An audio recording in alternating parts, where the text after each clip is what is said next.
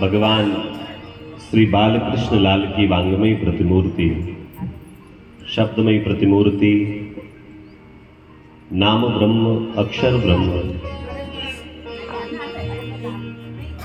आज से लेकर के 7 दिवस तक जो इस भोपाल की नगरी को सुशोभित करने वाली है, इस कैलाश नगर को सुशोभित करने वाली है, आपके और मेरे मध्य में अविराजित श्रीमद् भागवतम को प्रणाम करते हुए भगवान बालकृष्ण लाल के चरणों में प्रणाम करते हुए जिनके पावन सानिध्य में बैठ करके हम 7 दिन उन्हीं के द्वारा गाई गई इस कथा का गान उन्हीं को सुनाने वाले हैं, ऐसे देवादिदेव महादेव के चरणों में प्रणाम करते हुए इस पावन शिव मंदिर में आप समस्त भक्तजनों को सादर जय श्री कृष्ण, जय श्री कृष्ण, जय श्री कृष्ण, जय श्री कृष्ण, राधे राधे, राधे राधे, अरे जोर से बोलो, राधे राधे, अरे हाथ उठा के, राधे राधे।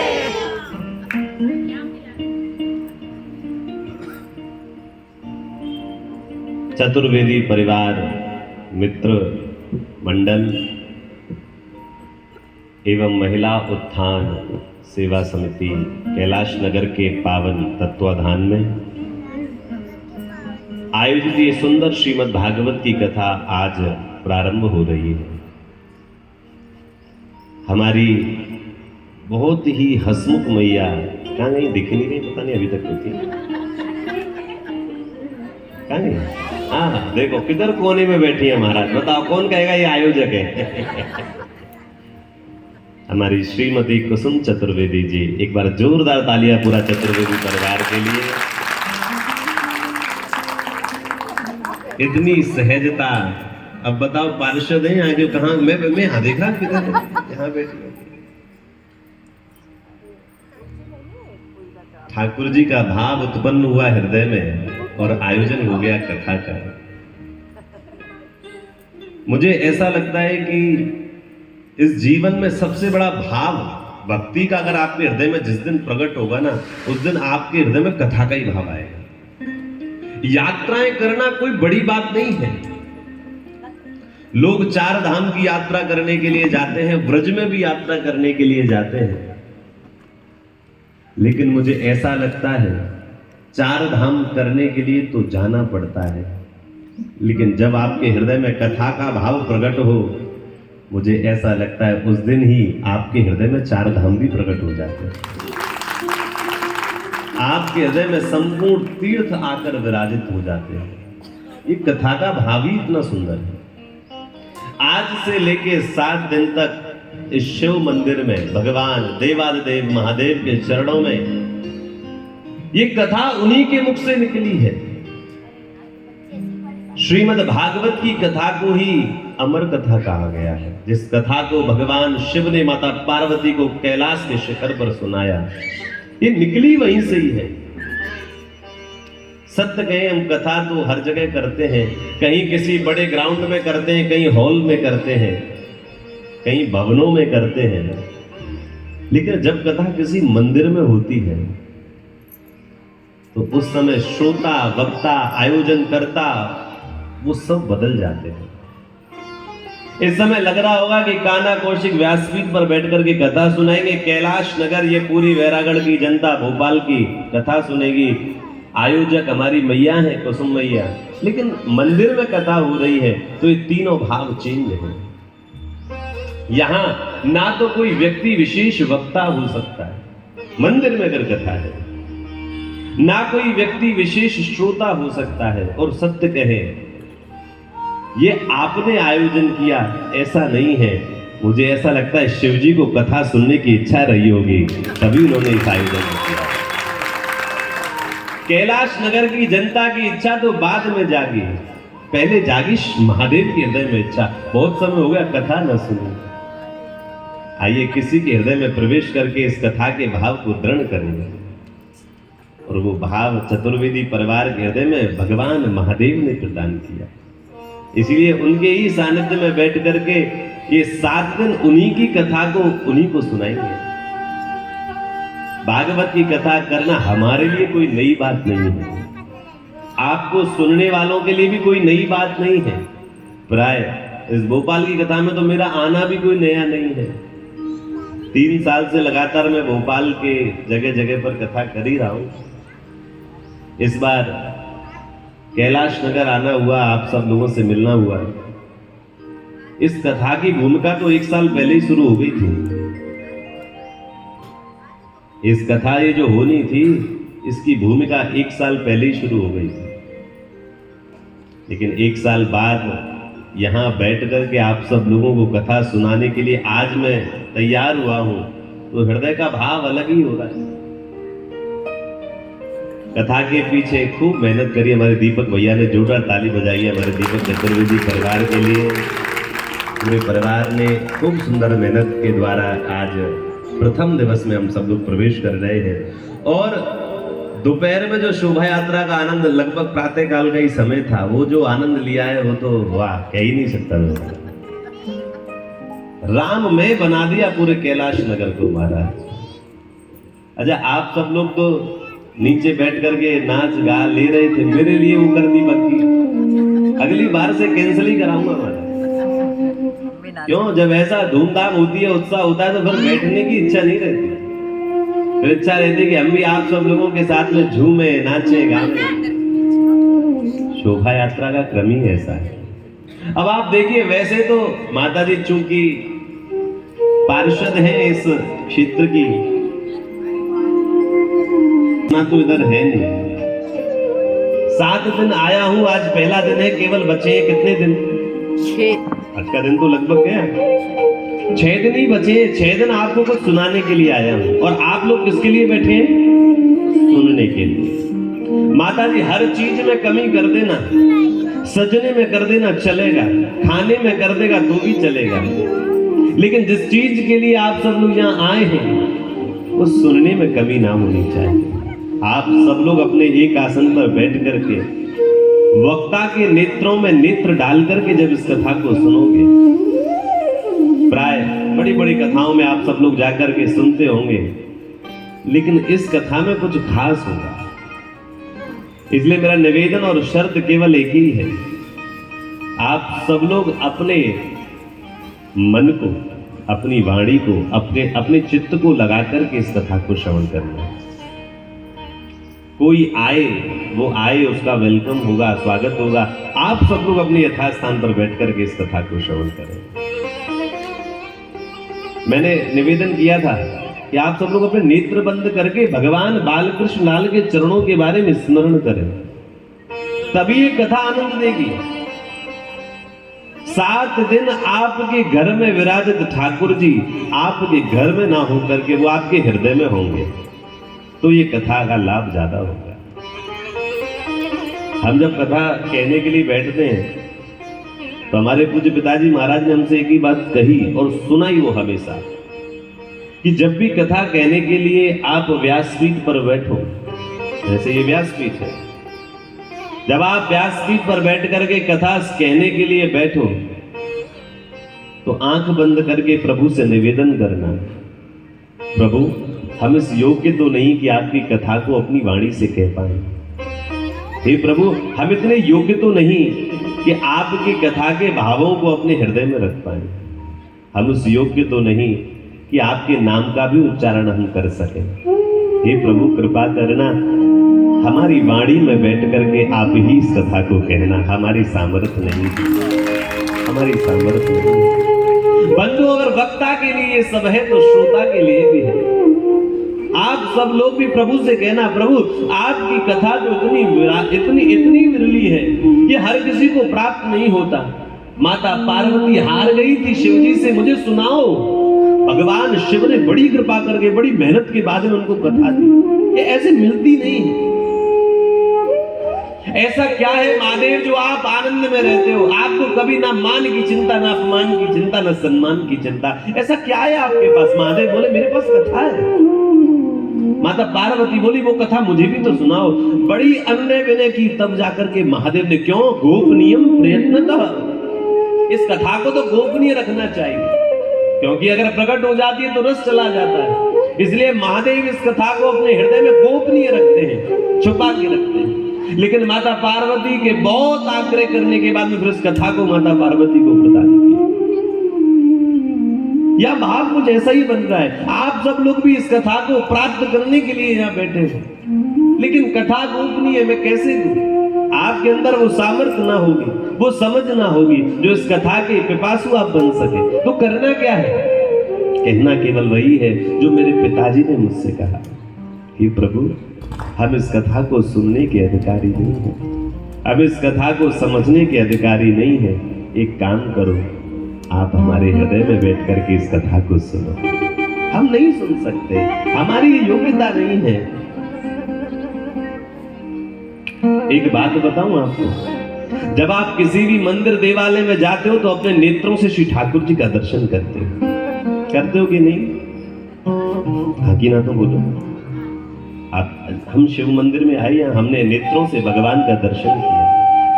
कहीं भी जाओ, ब्रज में भी जाओ, बिहारी जी का दर्शन करो तो नेत्रों से करते हैं। उज्जैन जाओ, महाकाल का दर्शन करो, पास में नेत्रों से दर्शन करते हैं। लेकिन यहाँ नेत्रों का दर्शन नहीं है, कोई मूर्ति थोड़ी है। यहाँ आप कुछ देखने के लिए नहीं आए, यहाँ किसके लिए आए हैं? सुनने के लिए, क्योंकि यहाँ भगवान मूर्ति रूप में नहीं है। कथा में भगवान मूर्ति रूप में नहीं बैठे। और विडंबना तो देखिए, मंदिर तो उधर है, आप सब लोग इधर क्या देख रहे हैं? प्राय जब इस मंदिर के प्रांगण में आप लोग आए होंगे तो दो ही जगह आप लोग गए होंगे, एक इधर और एक उधर। इधर भगवान लक्ष्मी नारायण विराज रहे, भगवान कृष्ण विराज रहे, इधर भगवान देवालय। तो आप सब लोग आगे उधर मुड़ते हैं, आज उधर ना मुड़े, आज इधर मुड़े, आज इधर आके बैठ गए, आज दृष्टि इधर है। लेकिन आज किसी मूर्ति का, किसी विग्रह का दर्शन करने के लिए नहीं आए, क्योंकि आज भगवान मूर्ति रूप में नहीं है, आज सुनने के लिए आए हैं। क्योंकि भगवान शब्द रूप में, किसमें है? शब्द रूप में है। ये भागवत की कथा क्या है? शब्द रूप में भगवान जब प्रकट होते हैं तो भागवत का निर्माण होता है। भगवान जब पानी बनते हैं तो गंगा बन जाती है। गंगा क्या है? भगवान जब तरल बन गए, द्रव बन गए, तो गंगा का निर्माण हो जाता है। भगवान जब पर्वत बनते हैं तो हिमालय बन जाते हैं, गिरिराज बन जाते हैं। भगवान जब वृक्ष बनते हैं तो कल्प वृक्ष बन जाते हैं। ये सब भगवान की माया है, वही बनते हैं, वही प्रकट होते हैं। हम लोग खामखा अभिमान कर रहे हैं,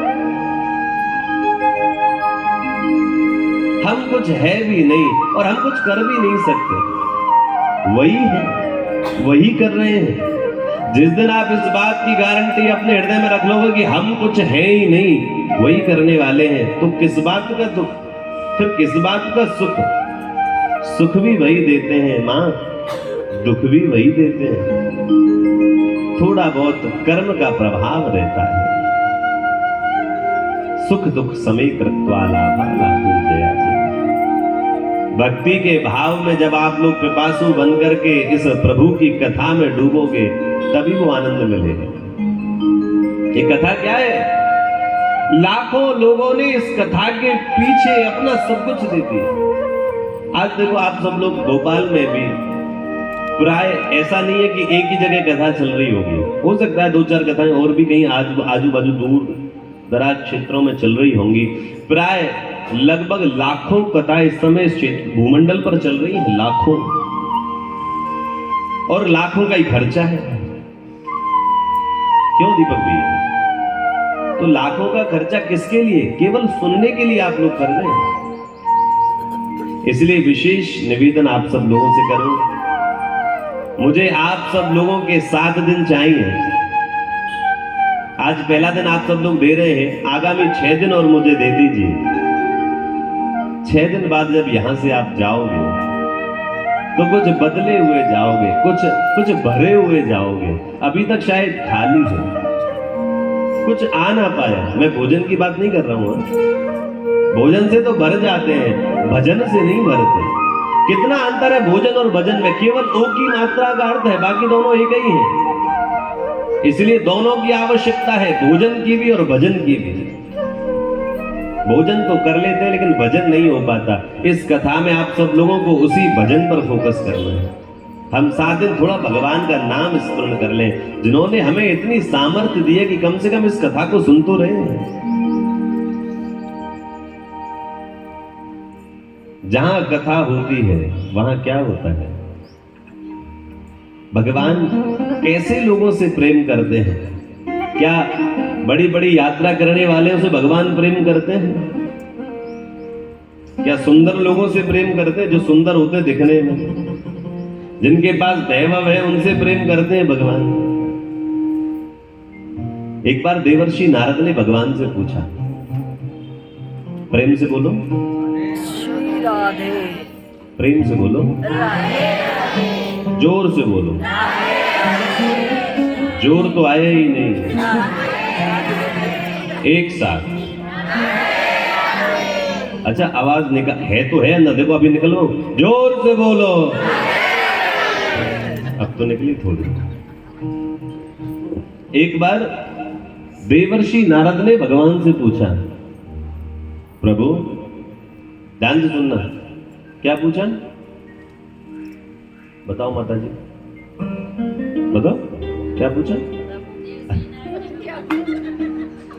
प्रभु नहीं, सुनो अभी।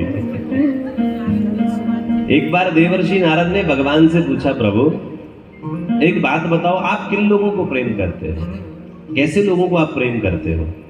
जो आपका भजन करते हैं, जो यात्राएं करते हैं, जो पूरे 4 धाम घूम करके आते हैं, जो भगवा वस्त्र पहनते हैं, जो चकाचक माला पहनते हैं, जो बढ़िया चंदन वंदन लगाते हैं, आप ऐसे लोगों से प्रेम करते हो? भगवान बोले नहीं। तो किन लोगों से प्रेम करते हो? अब ये बात समझ में तो आनी चाहिए, भगवान कैसे? हम सब तो भगवान से प्रेम करते हैं, ये बात तो कंफर्म है, लेकिन भगवान भी हमको प्रेम करते हैं कि नहीं करते ये कंफर्म नहीं। तो नारद जी ने यह पूछा भगवान से, प्रभु आप किन लोगों को, पूरी दुनिया पूरी सृष्टि तो आपको प्रेम करती है, लेकिन आप किन लोगों को प्रेम करते हो? कैसे लोगों को प्रेम करते हो? जो दिखने में सुंदर होते हैं उनको करते हो? भगवान बोले ऐसा तो कुछ भी नहीं है। जिनके पास वैभव संपत्ति होती है ऐसे लोगों को प्रेम करते हो? भगवान बोला उनको तो मैं करता ही नहीं। तो प्रभु आप कैसे लोगों को प्रेम करते हो? ध्यान से सुनो। तब भगवान एक श्लोक बोलते हैं और उससे मालूम चलता है कि भगवान कैसे लोगों से प्रेम करते हैं। बोल के बताओ, हाँ कि ना तो बोलो। भगवान के शब्द हैं देवर्षि नारद के प्रति।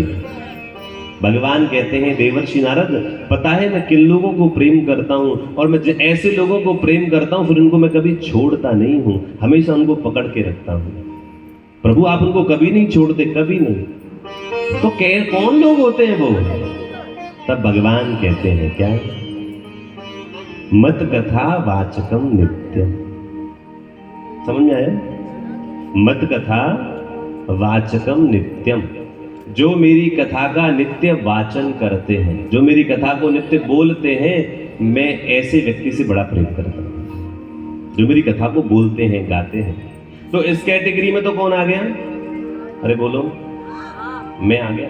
अब इस कैटेगरी में अगर मैं हूं तो भगवान मेरे से तो बहुत प्रेम करते हैं, लेकिन आप लोग तो फिर आप लोगों का तो नंबर नहीं है, नहीं है ना? है ना? तो भगवान फिर आधा श्लोक फिर बोलते हैं, मत कथा वाचकम नित्यम मत कथा श्रवणेरतम। जो मेरी कथा को सुनते हैं मैं उनसे भी बहुत प्रेम करता हूँ। आप भी आगे आगे ना, खुश हो गए? अब तो देखो आप मेरे पे ताली नहीं बजे, अपना नंबर आया तो फटाक से ताली बजाने लग गए हमारे। मत कथा वाचकम नित्यम मत कथा श्रवणेरतम। जो मेरी कथा को बोलता है, जो मेरी कथा को सुनता है, मैं उनसे बड़ा प्रेम करता हूं देवर्षि। अब जो बोलने वाला ही तो बोलेगा, जिसकी जबान होगी तो बोलेगा, जिसके कान होंगे तो सुनेगा। एक भगवान, जैसी भगवान ने ये शब्द बोले, एक गूंगा बहरा व्यक्ति भगवान के पास आके सारा करने लगा, प्रभु फिर मेरा क्या होगा? मैं बोल तो सकता नहीं, आपने जबान ना दी और कान भी नहीं है, सुन नहीं सकता, तो क्या आप मेरे को छोड़ दो? यहां दिक्कत है ना? जिसके कान नहीं है, जिसकी जबान नहीं है, वो तो ना बोल सकता और ना सुन सकता है। तो गूंगे बहरे व्यक्ति को भगवान प्रेम नहीं करेंगे क्या? भगवान ने कहा ऐसा नहीं।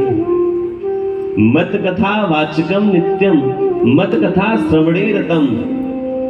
तीसरे में कह दिया मत कथा प्रीत मनसम। भले ही आप सुन नहीं सकते, भले ही आप देख नहीं सकते, भले ही आप बोल नहीं सकते, अगर आप मेरी कथा से प्रेम भी कर लोगे तो फिर मैं ऐसे जीवों को कभी छोड़ता नहीं हूं जो मेरी कथा से प्रेम करते हैं। मुझे इस संसार में सबसे सुंदर चीज कथा ही लगती है। इसलिए नहीं कि मैं करता हूं, इसलिए नहीं कि मैं कथा वाचक हूं, इसलिए कथा से प्रेम करना ही पड़ेगा, ऐसा इसलिए नहीं बोल रहा, क्योंकि ये कथा वास्तविक रूप से सब कुछ प्रदान करने वाली है। हमारे पूज्य पिताजी महाराज बड़ी सुंदर बात कहते हैं, बोले जैसे कल्प वृक्ष के सामने संसार के समस्त भौतिक पदार्थ प्राप्त हो जाते हैं केवल चिंतन करने से, जैसे कल्प वृक्ष के सामने संसार के समस्त पदार्थ केवल चिंतन करने मात्र से प्राप्त हो जाते हैं, लौकिक समस्त संपत्ति देने में कल्प वृक्ष सामर्थ्यशाली है, ठीक उसी प्रकार श्रीमद् भागवतम अलौकिकता में कल्प वृक्ष है। हमारे पिताजी कहते हैं श्रीमद् भागवत के सामने जो मांगो ना वो मिल जाता है, जो मांगो। अच्छा, लौकिक भी और अलौकिक भी, आप लौकिक भी मांगोगे ना तो भी मिलेगा। आप, मैं एक बात गारंटी से कह सकता हूं, ज्यादा मैं नहीं बोलता नहीं हूं, मेरी इतना ही बोलता हूं मैं। आप केवल और केवल 7 दिन बड़े विधि विधान से इस कथा सुन लो। कितना, जब तक मैं आके बैठूं, जब तक मैं उठूं, इतनी देर आप सब लोग यहाँ के बैठ जाओ, बाकी फिर मत बैठना। और जैसे मैं सुना रहा हूं उसको बड़े ही दृढ़ता के साथ में सुन लो। ऐसी कोई लौकिक कामना न होगी जो पूरी ना होगी। अलौकिक तो मिलेगा ही, वो भाव भक्ति तो दृढ़ होगी ही, भजन तो मिलेगा ही, लेकिन लौकिकता भी मिलेगी। हमारे पिताजी कहते हैं जो मांगे सो, ये भागवत कल्प वृक्ष है, सब कुछ प्राप्त हो जाता है।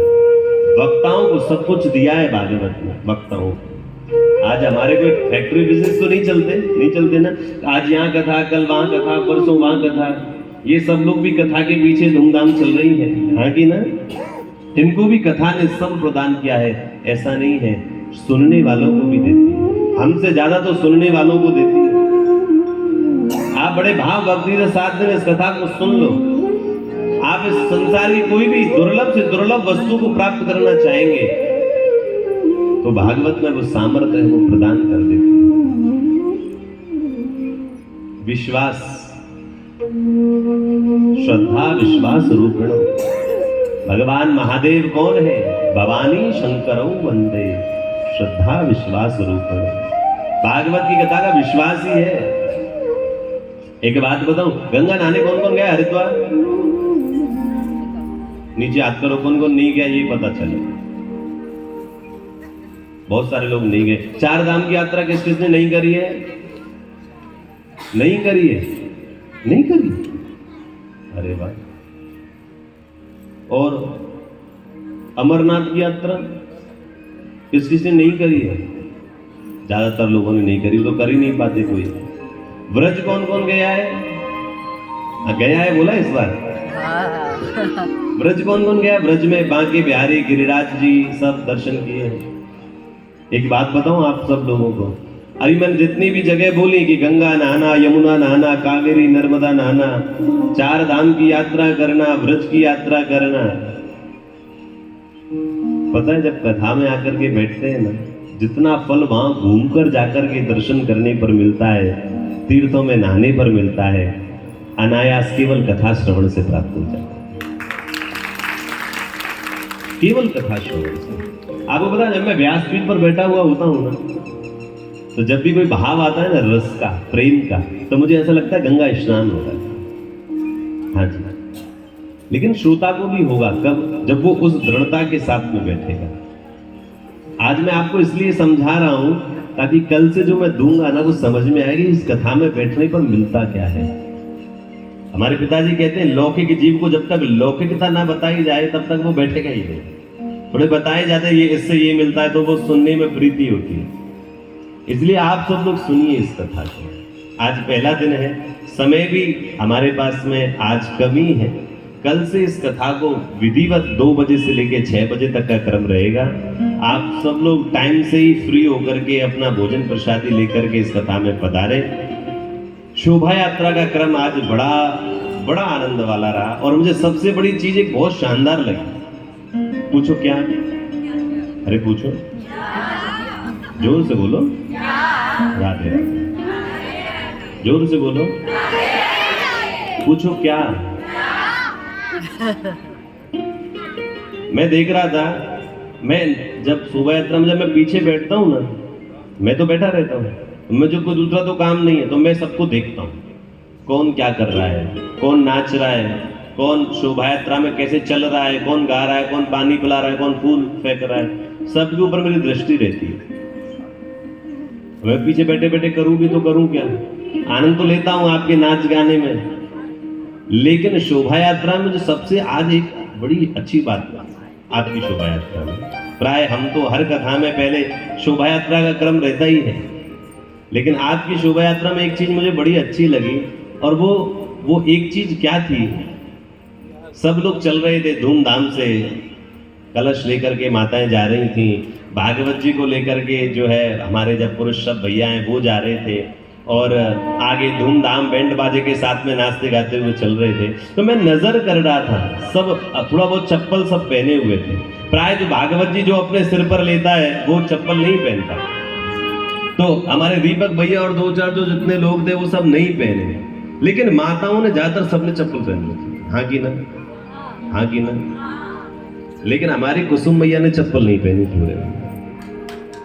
और आप सब लोग तो आगे पीछे एक जगह चल रहे थे, वो सबका ध्यान रखते हुए चले, तो मेरी नजर गई इनके पैरों के ऊपर। तो मुझे ये सब चीज इतनी अच्छी लगी। माता जी ये पहन भी सकती थी, क्योंकि भागवत तो प्राय माता जी ने नहीं ली होगी सिर पर इतनी, तो भैया ने चलो भागवत जी वालों ने नहीं पहनी, लेकिन माता जी पूरी शोभा यात्रा, कोई छोटी मोटी शोभा यात्रा नहीं थी महाराज। आई थिंक लगभग 3 किलोमीटर के आसपास तो हो गया होगा। हाँ की ना? नहीं 5 तो नहीं हुआ, 5 हो गया। कितने किलोमीटर रहा होगा? 3 के आसपास क्रम रहा होगा। तो 3 किलोमीटर माता जी उसमें नंगे पैरी चली ना। अब चूंकि हम तो बग्गी पर थे तो हमें तो कोई दिक्कत ही नहीं है, नंगे पैर हमको तो कोई मतलब नहीं, लेकिन माता जी को जब मैंने देखा तो मुझे बड़ा अच्छा लगा ये भाव। ऐसे ही आप सब लोग भी इसी भाव से, ये भाव ही तो है, पहन लेती तो भी कुछ होता थोड़ा ही। अरे बोलो, लेकिन ये भाव है हमारा। भावो विद्यते भगवान, भाव में ही भगवान की विद्यमानता है। भा से ही भागवत है, भा से ही भाव है, भा से ही भक्ति है, भा से ही भोग है। इसीलिए आप सब लोग बड़े भाव से इस कथा को सुनो। हम श्रीमद् भागवत की कथा के महात्म्य में प्रवेश कर रहे हैं।